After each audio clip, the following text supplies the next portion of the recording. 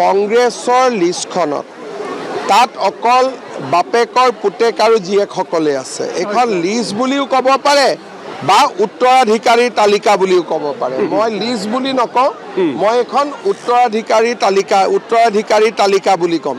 তাত আপোনালোকে যদি চাই সাধাৰণ কংগ্ৰেছ কৰ্মীটো নাই, গতিকে বিজেপিৰ লিষ্টখনত কিন্তু আপোনালোকে সাধাৰণ বিজেপিৰ কাৰ্যকৰ্তাক পাব।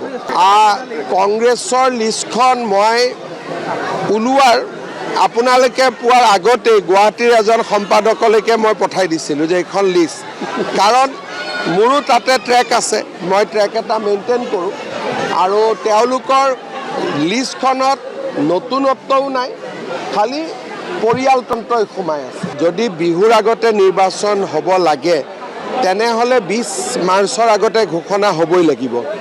যদি বিহুৰ পিছত যায় বেলেগ কথাই। সেইকাৰণে আমি এক প্ৰকাৰ সাজু হৈছোঁ। আজি আমাৰ ৰাজ্যিক নিৰ্বাচনী সমিতিৰ বৈঠকো আছে।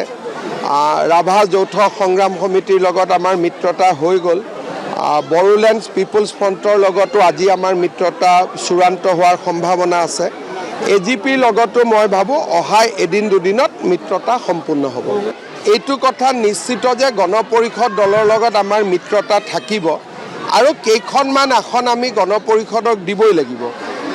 এতিয়া তাৰ ভিতৰত কোনকেইখন দিম কোনকেইখন নিদিম অহা 2টা দিনত পাৰিলে মই আজি ৰাতিয়ে সম্পূৰ্ণ কৰাৰ হিচাপত আছোঁ, নহ'লেও কালি বা পৰহিৰ ভিতৰত আমি মিত্ৰতাটো সম্পূৰ্ণ কৰিম। সেই বিষয়ে মই ক'ব নোৱাৰোঁ, কাৰণ তেওঁলোকক এটা মৰ্যাদা সম্পন্ন চিট দিব লাগিব, সংগঠনো চাব লাগিব য'ত দিলে জিকিব পাৰি। সেইকাৰণে আমি চিটক লৈ আলোচনা কৰোঁতে এনেকৈ আলোচনা কৰিম যাতে AGPৰো সন্মান ৰক্ষা হয়, বিজেপিৰো সন্মান ৰক্ষা হয়। UPPL দলে BPF আৰু UPPL দলে নিজৰ ভিতৰত যাতে আলোচনা কৰিব পাৰে তাৰ কাৰণে মই 2টা দলকে অনুৰোধ কৰিছোঁ। কিন্তু বড়ো ৰাজনীতিত মই প্ৰত্যক্ষভাৱেতো সোমাব নোৱাৰোঁ, কিন্তু মই প্ৰমোদ বড়ো ডাঙৰীয়াকো কৈছোঁ যে আপোনালোকে মিলা মিছা কৰক, হাগ্ৰামা মহিলাৰী ডাঙৰীয়াকো কৈছোঁ মিলা মিছা কৰক, ফলাফল কি হ'ব সেইটো আমি তেওঁলোকৰ পৰাহে জানিব পাৰিম। চাওক, ৰাইজে যদি এবাৰ আশীৰ্বাদ দি দিলে আৰু তাত ফাইনেল ছেমি ফাইনেল কি থাকে, ৰাইজৰ আশীৰ্বাদেই মেইন।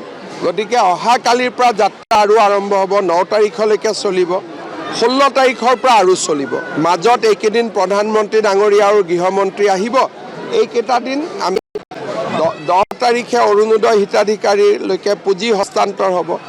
11ৰ পৰা 15 তাৰিখলৈকে প্ৰধানমন্ত্ৰী গৃহমন্ত্ৰী আহিব।